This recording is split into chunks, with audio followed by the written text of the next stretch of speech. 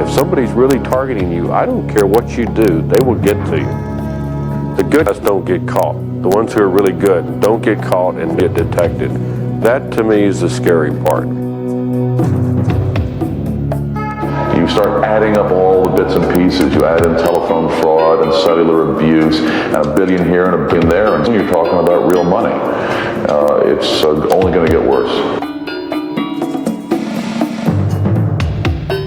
The criminals have the money and the means to obtain the technology and exploit it to their use. You can encrypt the entire site and then extort that company for millions of dollars.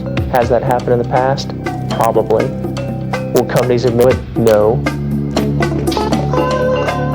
I can actually break into a system and copy something, like for instance, the chemical formulations for chemicals, which is the heart of their business. Take that away to another country and you will never know it.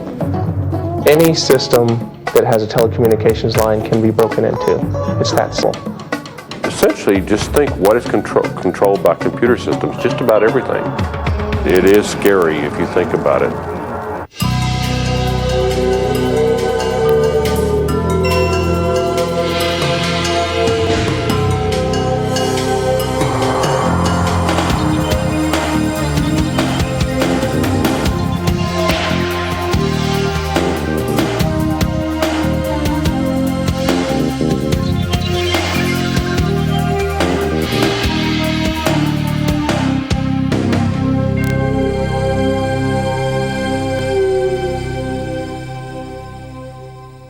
For most of us, it's virtually impossible to escape the technological web that surrounds our lives.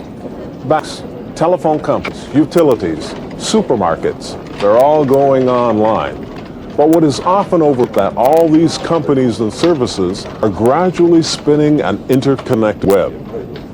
Our earnings, the food we eat, our conversations, even our exact location can all be trapped and processed in the silicon web spun by the ubiquitous computer.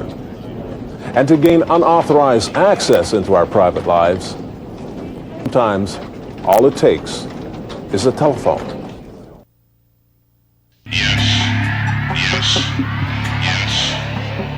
A simple word repeated for 20 seconds was a clue to a mystery that proved to be a story of high-tech fraud, known in the telephone industry as diverting.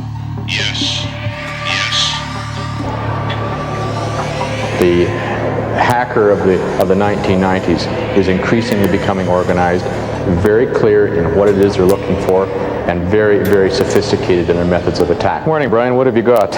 As companies in the United States increased the security of their telephone systems, computer hackers were sent scurrying to Canadian businesses for access to the global long-distance Do we network. have any indication as to how long a period of time this is? By the looks of this, it looks like it's been It is estimated that $100 million was lost to long-distance fraud in Canada in 1992, and predictions are that that figure has more than doubled over the past couple of years. Looks like they've hacked their voicemail system, as well as we're seeing a lot of calls going international coming out of their PABX on their outgoing lines. Do we have any indication as to just how long this problem has been occurring? By the looks of this, it looks like it's been at least 2 weeks. Yeah. And what about target destinations? Is there a single country or multiple destinations? Do we have any? It's occurring all over. We're seeing calls just about every international destination right now. Our medium-sized customers has come to us with a concern. Several weeks ago, the company started to notice an increase in international calling. Calls on weekends, calls at times of the day when normally they're marketing their salespeople wouldn't be busy on the telephone. About a week ago, what happened was that they found that one of their voicemail boxes had been entered in some fashion, and the message that had been recorded on there had been changed. The message had been changed to yes, yes, yes, yes, just a series of yeses. What became apparent is that calls were being third number billed to the voicemail system. When the automatic operator solicits, will you accept the charges for this call, with the voicemail activated to say yes, yes, yes, The calls, in fact, were being incurred by that company, and they were indeed substantial. What they've done is they've dialed into your maintenance port on your PBX and are able to seize your outside lines and place their calls that way. Situations where losses of $40,000 to $50,000 over a weekend are certainly not unusual. Known in the telecommunications trade as the fraud du jour, hacking into a PABX is a favorite target of the telecommunications thief. The private automated branch exchange, known by the acronym PABX or PBX, is in essence a company's own digital telephone switch. Found in most companies that have 20 employees or more, the PABX handles the company's phone service, including voicemail. Every phone in a company is connected to the PABX, which can switch phone calls both internally and externally. Connected to a central office of the telephone company, the PABX is a business's phone connection to the world, which makes it an enticing trophy for the criminal hacker who remotely accesses the PABX looking for a way in, through, and out. Talk is cheap takes on a whole new meaning as off-the-street customers are lured into backroom operations where organized groups known as call cell operators heavily discount pirated long-distance service. Highly organized criminals have hackers on staff for the sole purpose of obtaining stolen access codes, known as good numbers. These phone freaks or computer hackers who now break into telephone systems most often began innocently in a quest for knowledge, only to step over a thin line, lured by corruption and the ease in which the crime is committed. Their stock in trade are the illicit PABX codes, which mask the defrauder, enabling him to make calls that are free and untraceable. Hacking into a PBX or private branch exchange is not as complicated as some folks seem to think. The typical scenario that we find is an individual that has a demon dialer, for example, hooked up to a personal computer at home. It doesn't need to be a high-powered machine at all, but simply through the connection of a modem into the telephone landline system is programmed to sequentially dial with the express purpose of looking for and recording dial tone. A demon dialer is a computer program readily found on hacker boards sprinkled throughout the internet. The program, used to automatically locate, identify, and log the varied telephone lines within a given area, is so cleverly written it can be used almost by anyone, even those with minimal computer skills. It lets you display the data file. For instance, this is bring up a screen. And this is going to bring up a visual representation of your whole exchange. Two young hackers who decline to be identified demonstrate the ease with which the program operates. You can see kind of a pattern. The red ones are busy, so you can tell there's a lot of numbers assigned along there, and the other ones, the gray ones, are just rung out. That's about it. This is a very small portion that's been dialed. So this lets you find other modems, places to hack into. The intention is to acquire dial tone, because once an individual has dial tone, that enables them to electronically move through the telephone network. It's generally getting a little bit more sinister. We're seeing the criminal element involved now in terms of some of the crimes that they commit, in terms of the drugs, money laundering, stock manipulation schemes that want to hide their call patterns, so they'll hire these people to get codes for them so they can dial through various networks and not be detected. Cloaking oneself in a maze of the world's telephone network is not a difficult task. But once the thief is targeted, the phone company can trace the stealth movements of the intruder. What we have here is a device called a DNR, or dialed number recorder, and it's a device used by our industry to monitor the dialing patterns of suspected computer hackers. It shows the number that the particular person has dialed from their phone. It shows the time they made the call, the time they hung up, and the duration of the call. The telephone trace of a hacker's movement begins in the central office, where a spaghetti-like nest of wires on the main frame is separated, and technicians make the connection to the cable pair that runs directly to the suspected hacker's house. And bring the line back here to our lab and hook it up here. Now, we only do this if we have a real suspicion that somebody is using their particular phone line to hack. In this case, the guy's dialing a bunch of numbers and he's hitting pounds and stars, so it appears he's trying to get into some kind of a voicemail system, using pounds and trying to get out of that voicemail system. He's obviously dialing into a particular PABX, and then he's trying to go through the voicemail system of that PABX to get into some outside lines so they can make long-distance phone calls, and then that particular customer will get the bill. We could virtually have these things tied up all the time if we really got to put our minds to it. But the problem is it's so labor-intensive to investigate these. We're more interested in the big-type hacker, and that's where we put our money in. The telephone system is a massive, complex electronic organism. Its lifeblood flows on silicon chips. Chips that are easily programmed and manipulated. To make a chip do something new, simply change its software. By inputting the proper codes and sequences and accessing specialized phone lines, electronic switching systems can be changed all over North America from a simple keyboard. Security experts over the past 30 years have insisted with growing fervor that this basic vulnerability represents an entirely new level of risk to society. Imagine a city paralyzed, rendered deaf and dumb by a total breakdown of its telecommunications. Threats here today. Have some people turned off the telephone systems in certain areas of the country? In my opinion, yes, deliberately. Could somebody from out of the country do it on a large segment, like a chunk quadrant of the U.S.? In my opinion, yeah. That's dangerous. You have people attacking systems all the time.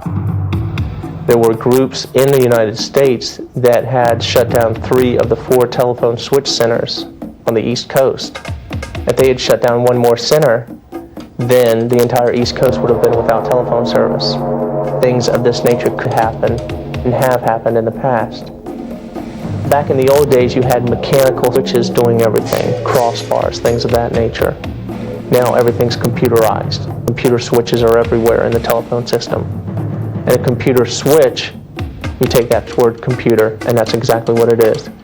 It may be a switch that switches telephone calls back and forth, but it's a computer that's running the whole thing.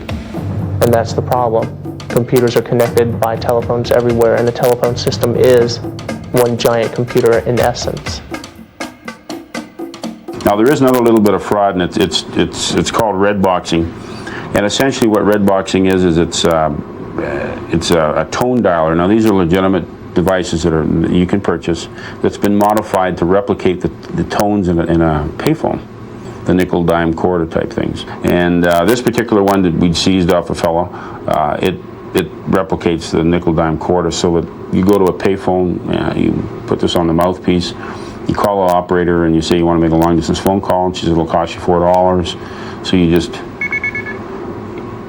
this thing here is set up to make the sound of 4 quarters, so you've got $1. So then you do it again, so you get $2. It's not a big ticket fraud. Like I said, we used to get real excited about this kind of fraud. It'd be $300-400 with a blue box and $50 for these things. But now, like I said, with the new technology and the use of computers and the hacking that's going on, now we're into the thousands of dollars. So it's evolved over the years. For 6 years, Cindy Hopper worked as a civilian member of the photography unit of the Ontario Provincial Police, rephotographing crime scene pictures taken by the police. The job exacted its toll. Some of the scenes were, as she describes them, brutal. She left the force and joined the Fraud and Security Department of Cantel, Canada's only national cellular network. The illusion of being comfortably ensconced in a job less stressful than her last was quickly shattered. Drugs, counterfeit credit cards, and explosives have been uncovered with frightening regularity in the hunt for duplicate phones. In mid-92, our cloning losses just skyrocketed. And we started gathering intelligence on them and building databases on who's called by cloned phones.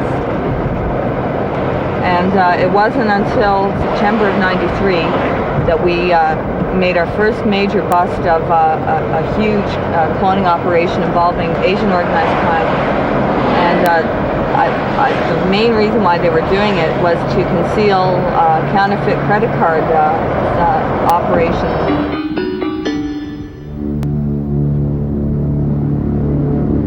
Phone cloning is a form of fraud that is costing the cellular industry almost $400 million a year. And the airport is the perfect field in which to ply the surreptitious trade. Rich with numbers due to the abundance of people who choose to make cellular calls as they exit the airplane, the harvest of ciphers is accomplished using a technological net which snares digits from the air. Well, this is just a simple method, and this is probably one of the earlier methods of capturing phone number, electronic serial number combinations. And this device was sold on a commercial basis from California. And in about 15 seconds, 20 seconds, you can set it and have it scanning basically the control channel of the particular area. The electronic serial number reader is commercially available and used by phone technicians to verify ESN and MIN numbers. It costs about $1,500. Now it's set. So you can see that the length of time that it took to scan for the strongest channels, and now it's sitting here waiting for somebody to turn the phone on or to make a call. When a cellular phone is powered up, it sends out a pair of number combinations to the telephone switch, identifying a particular cellular phone. In any legitimate phone, there is the electronic serial number, known as the ESN, and a second number programmed into the phone, which is the mobile identification number, or MIN, which in essence is your phone number.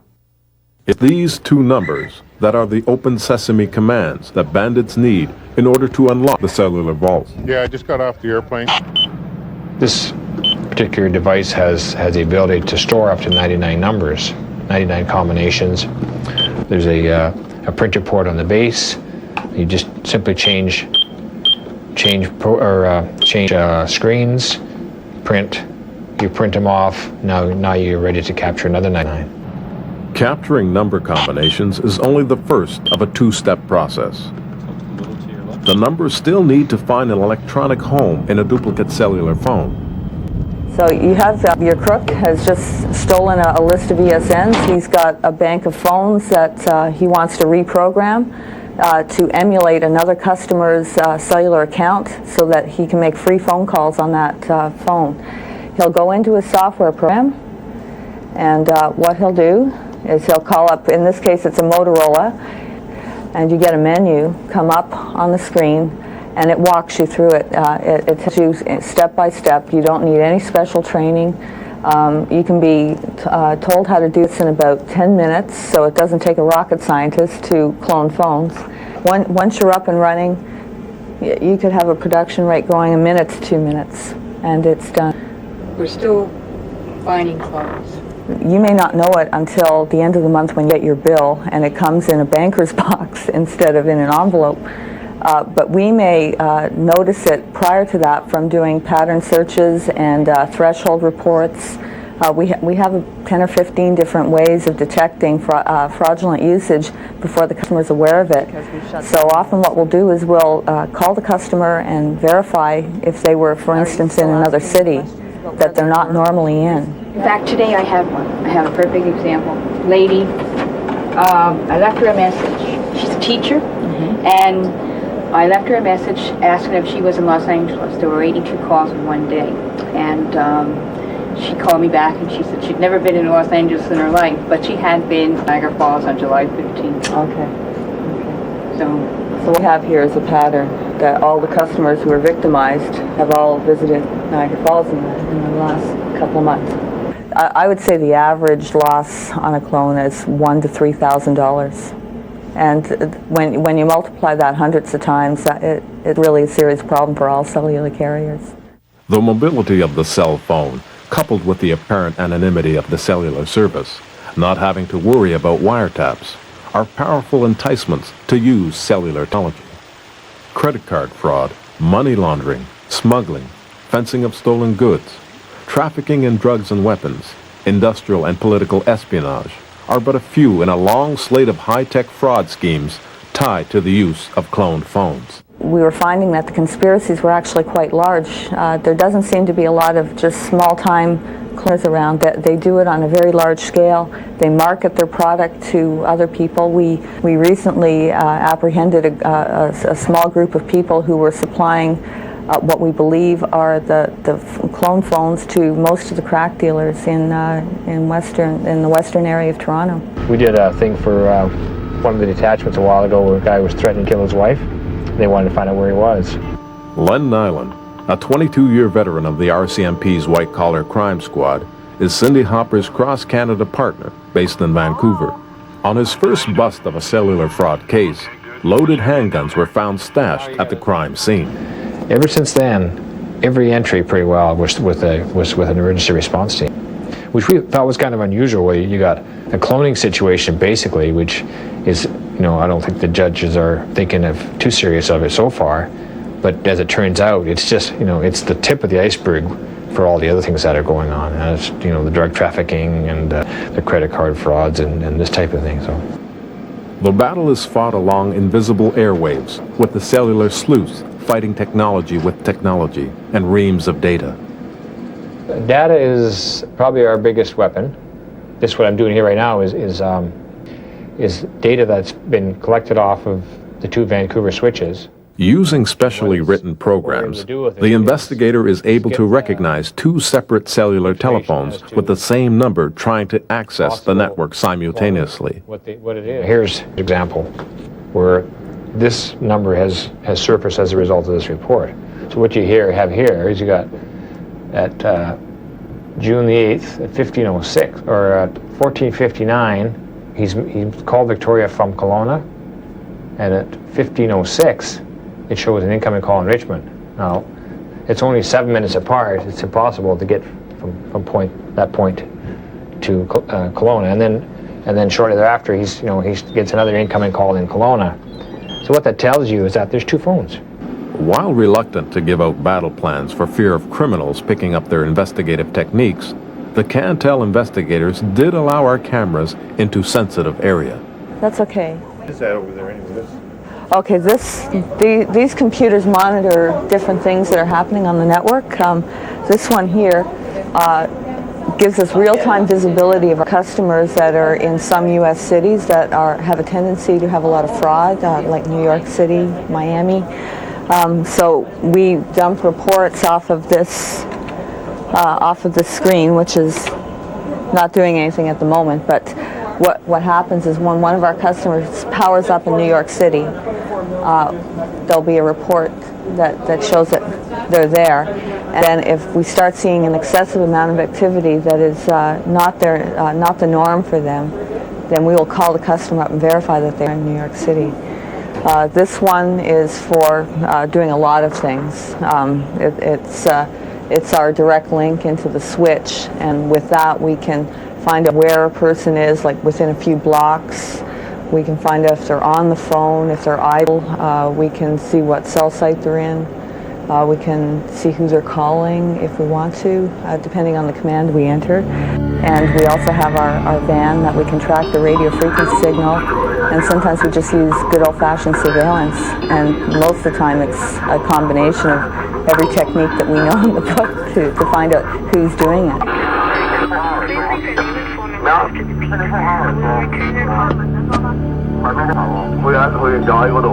Highly mobile, the criminals ply their cellular rip-offs, moving quickly through the community, making it difficult to track them. Difficult, but not impossible. The van is used for the final piece of the puzzle when you're going to go after somebody, is to try and pinpoint exactly where the phone is coming from. Some of the justices of the peace, before they actually sign the warrant, want you to physically be able to see the phone is in that particular residence. What's happening down there? Now you got a strong signal, and you got a direction on the Doppler. By using a Doppler, which is in essence a directional finder, in conjunction with a small television monitor displaying cellular channels, Coupled with a laptop revealing multiple streams of data, the cellular detective is able to pinpoint the location of a cell phone with extreme accuracy. Did a thing for one of the detachments a while ago where a guy was threatening to kill his wife. They wanted to find out where he was. So we went out with that. We knew a certain area of the city that he was in, and we set that up to find call. As soon as we found the call, it displays the channel that he's on. Then you can simply go to the channel on this one and say, here's where we go. And we got him going to, he was in the hotel on Kingsway. We actually put him to the hotel. While tracking down the cellular clones is an important piece of the felonious puzzle, in a court of law, the reams of data collected by the cellular companies while investigating the case is a gold mine of information for the courts to use against criminals. One of the main things that it's used to conceal is drug importation, right from major importations down to street-level crime. And that's why we often get called to court to testify in cases where clone phones were used in these major drug busts.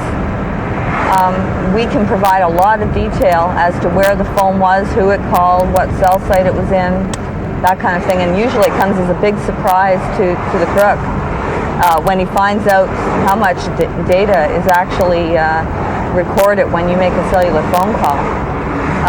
A lot of them I don't think ever realized that they were leaving such a heavy paper trail behind them. We've never predicted a new technology. That's why I'm What we're finding is we're usually 2 steps behind, sorry to say. Sometimes they won't. Arguably, no technological tool of science has affected the human race as much as the computer. And the impact of the internet, a global networking of computers, has been compared to the impact Gutenberg's press has had on our civilization. This vast electronic neighborhood of bits and bytes has stretched the concepts of law and order. Like handbills stapled to telephone poles, the internet appears to defy regulation. The subtleties and nuance of this relatively new form of communication has given new meaning to the words gray area and what's right or wrong. Some intrusions, especially those that have been widely publicized, are easy to judge. The financial losses have been quantified and criminal intent has been proven. But other hacker intrusions have been compared to simply taking a joyride through cyberspace. Speedy and Gonzalez are the handles of two 15-year-old high school students. By their request, their real identities will remain anonymous. Hacking for only a year, both admit with a hint of bravado that they have broken into systems, stolen passwords, and committed fraud against large internet providers like CompuServe and America Online. For me, I just used to play games. I didn't have a modem. Then I got a modem. I started calling up a few boards. Then gradually I got into the underground boards and then the online services. Unlike AOL, I started a while back. They had like a room called Hack that, hackers used to hang out in. So, you just, you see bits of it, and if you're interested, you pick up on it. Yeah, just learn as you go. Yeah. Board. Yeah, this is my board. Yeah. Just like a hacker board or something? No, It's got hacking, where's some words, messages, some, little art. Spot it. Is hacker terminology for pirated software, including games and programs. What do you hope to find here? Just little everything. Yeah. We got some 2-day wares, which is it's been released for about 2 days or less. So, What we use it for? well, it's just Sometimes. some are games, some are utilities. Like hacker utilities? Yeah, we have some. We got those, yeah. Tone log, some scanning device. Most of the wares is just commercial software, Yeah, we have which is registered. So you basically get around buying it. Too much Most of the people that buy this or that download stuff like this is kids that don't have money for it and wouldn't get it anyways. So. In the short time we were videotaping their computer movement, the hackers used an account they said they had carded, in other words, stolen, and accessed their high school's network. From there, they broke into a large internet provider and stole the provider's password file. And while they electronically traipsed through board after board, we asked them what their parents would think if they discovered their son spending nights pursuing what the law has deemed to be illegal. They don't really know much about computers, so it all goes over their head. Some are happy when you can get them, financial programs that you want for free, so they just let you be. Since we're kids and we don't have that much money, so if you want something, just everything goes, just get stuff if you want. 9 times out of 10, if a hacker breaks into your system, he's going to look around. He's going to look around, or he might just say, oh, I got an account, and then forget about it. But there's always, it's not even 9 times out of 10, it's 9 times out of 100. But then there's going to be one kid who either messes up, accidentally destroys or damages something, or someone who purposely does it. In a digital outland that has been compared to the Wild West, there are rules and hacker ethics. Many hackers, perhaps sensing the chaos their intrusions could cause, also set strict personal limits for their online adventures. In the ideal hacker world, his travels are but a quest for knowledge. The philosophy behind what most people are thinking when they're breaking a computer is, I want to know what these people do. I want to know what this computer does. I want to know. You can't not tell me I cannot learn, because then I will go do it anyway. Someone who simply wants to explore, someone who simply wants to learn about various operating systems, that's what constitutes a real hacker. Someone who's not afraid to bend the rules a little bit to find out the answer. And of course that's what gets us into trouble all the time, but it's really the only way to learn. If you follow the manual, if you just listen to the rules and never deviate from them, you're not going to advance. You're not going to learn all the subtle nuances. And that's what hacking really is. In the hack underground, rules have yet to be written. As Speedy and Gonzalez told us, it's basically up to the individual on what you do with a computer. And then they proceeded to show us a credit card program they had recently written. This is a list of bank prefixes. This is Visa and MasterCard bank prefixes. What does that mean? These are just in front of every card number for Visa and MasterCard. This is just some of the banks that'll be on the first 4 to 6 numbers. So it gives you a more accurate generated credit card. But you'd have to find all the other numbers. Right. Well, this program, what it does is it makes a valid number. Yeah. Like this. Show. Okay, say I wanted Bank of America. I just put in 4026. Visa. 16 digits. Yeah, I'll go for 13 digits. And ask for the number of cards you want to generate. Right, and then you just generate any amount of cards you want. There you go. It generates 20 credit card numbers. There's 20 credit card numbers, valid visas from Bank of America. You can use those to get card online services, or 900 numbers. From order stuff from catalogs maybe. These are just raw numbers. They're valid. They're valid, but they're not necessarily owned. These aren't very good for anything except for instant services, like 900 numbers, where you don't have to wait for them to check on the card number. They just 900 numbers. Would be a service you get immediately. On the big online services, they immediately grant you access after you put in the card number. But this usually only lasts a couple days, 4 or 5 days. The skill and ease with which they manipulate technology tends to override the moral and ethical issues. American Express here. I could go. Regardless of how impressive their computer prowess might be, the end result is an invasion of privacy, a criminal act. But because they use a computer, and the victims are often large companies, the criminals hide behind a Robin Hood-like shield of innocence. Somewhere out in the system, they would think that you got a gold card. Yeah. Right.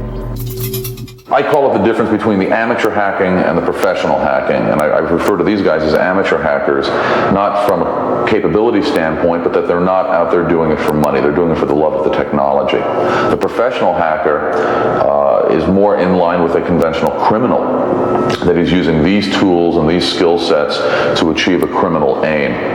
And because it's for money, I put him into the professional category. Is he less dangerous than the criminal with a gun, or more dangerous?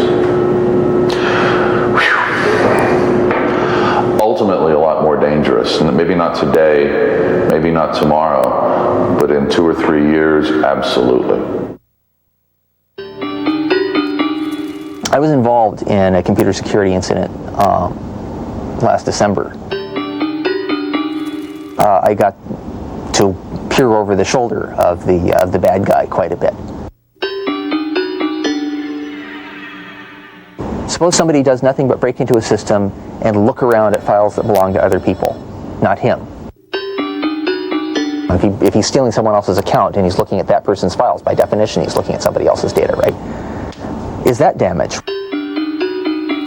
Well, suppose you leave your front door open and someone walks into your house and digs through all your private papers and finds your old love letters and your old tax returns and then leaves.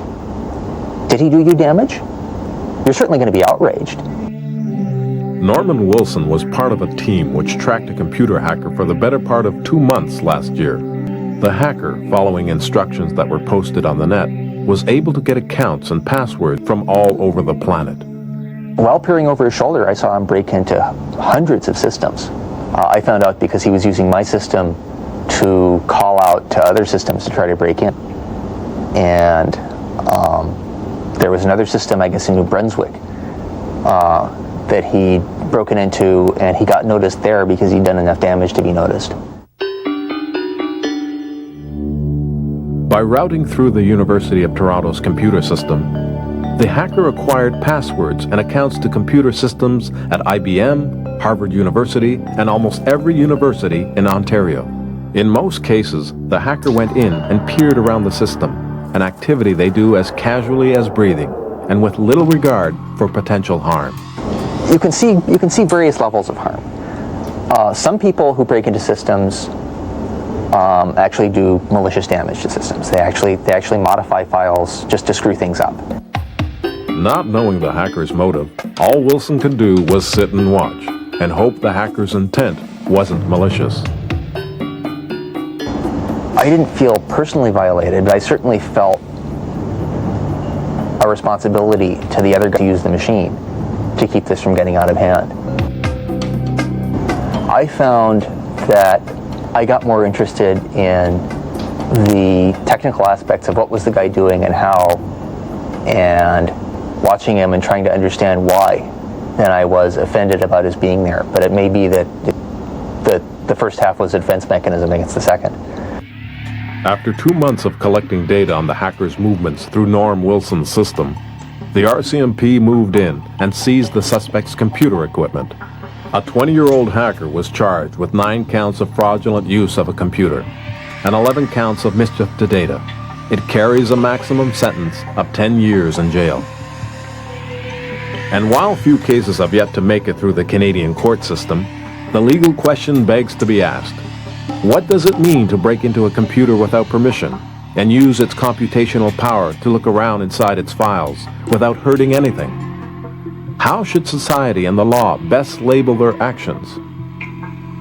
Are hackers just browsers, harmless intellectual explorers?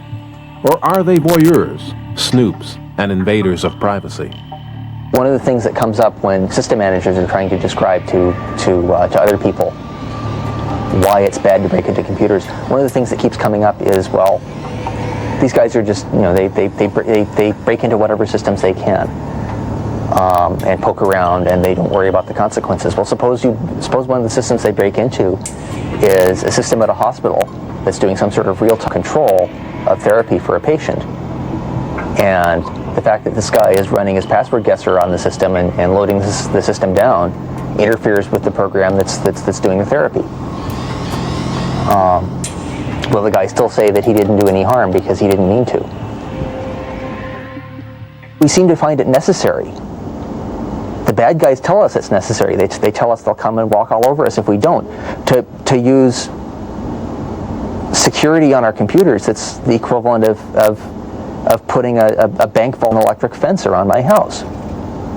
Why is it different? What's the difference? Somehow we as a society just don't understand what to do with computers yet, I think. In the present era, virtually anyone with a PC and a modem can access a multiplicity of computer systems worldwide. I'll tell a company, if somebody's really targeting you, I don't care what you do, they will get to you. Hacking into any sort of system is relatively easy. Nobody knows where the big hits are, and that's the scary part. And I think the real danger is going to be more of the techno hacker or the terrorist hacker. The saying on the net is that bits have no boundaries, and the speed in which a crime can be perpetrated is measured in milliseconds, the time it takes a message to pass from one computer system to another. Connected by a web of telephone lines, data crosses borders in less time than it takes to walk across most city streets.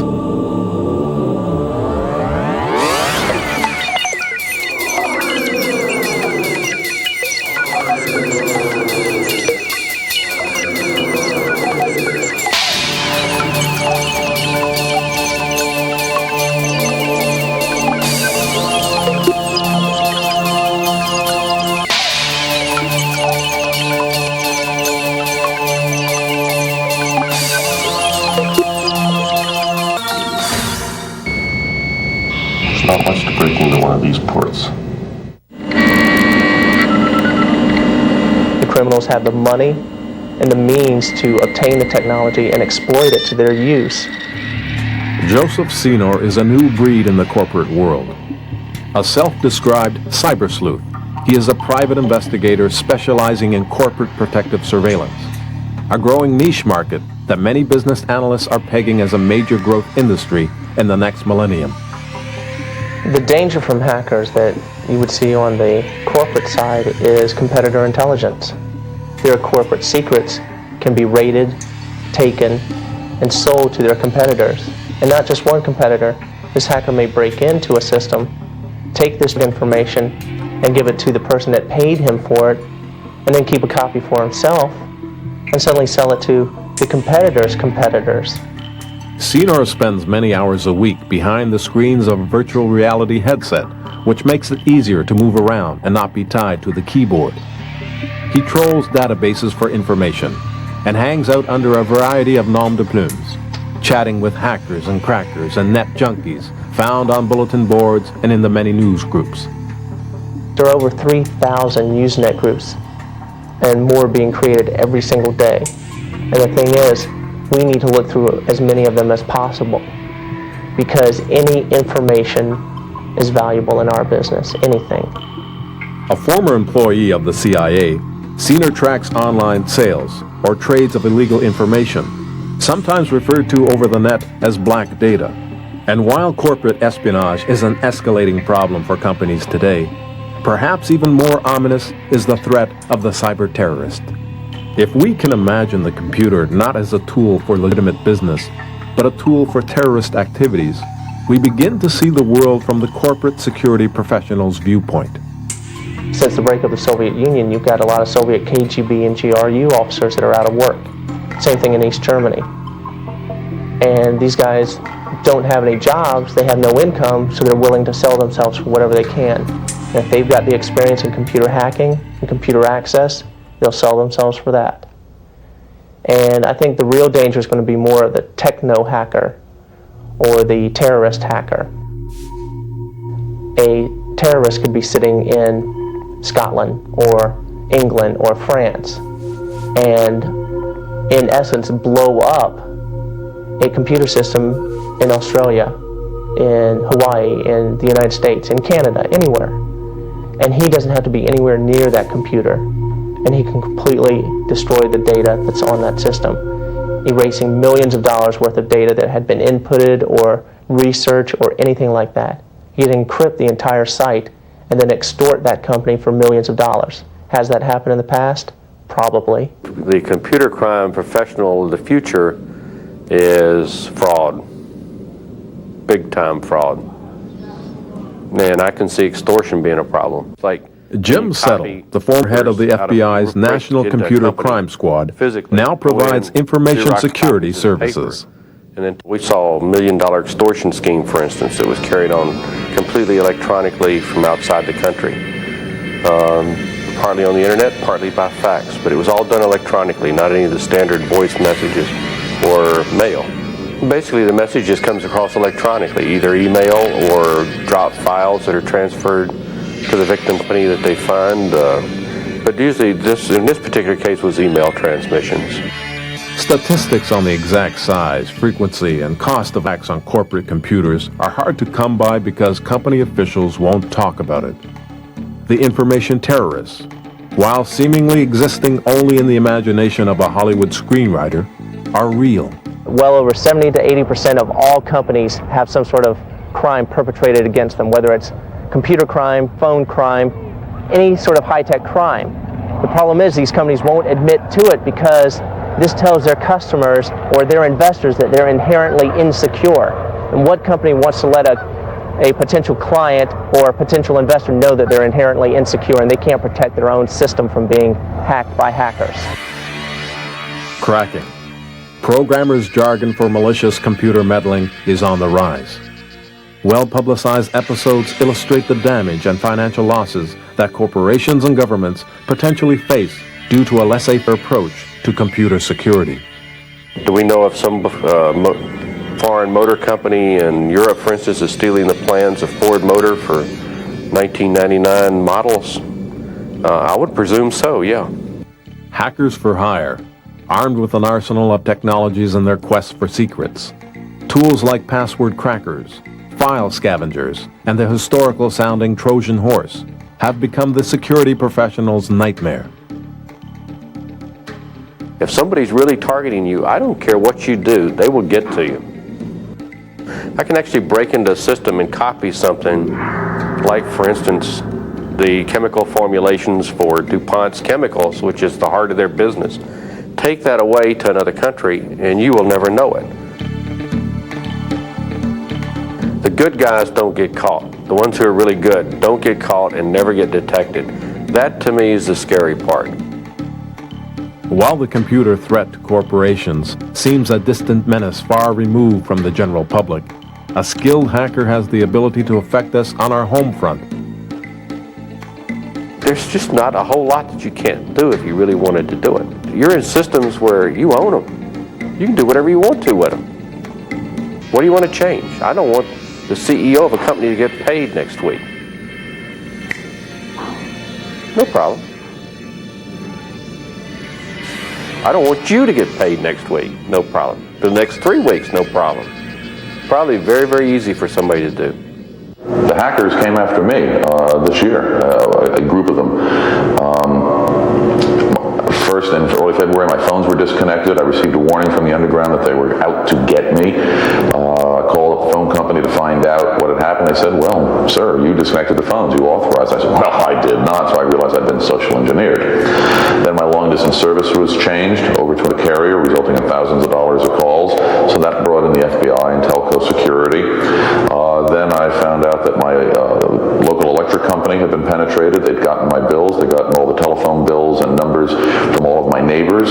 They'd gotten into my credit files. They'd gotten into Social Security records. They'd gotten into the court records, et cetera, and been publishing all this on the internet. Then they got back into the telephone switches, and while I was out of town with my wife, my daughter and my grandmother were greeted by the police, emergency services, and fire engines that were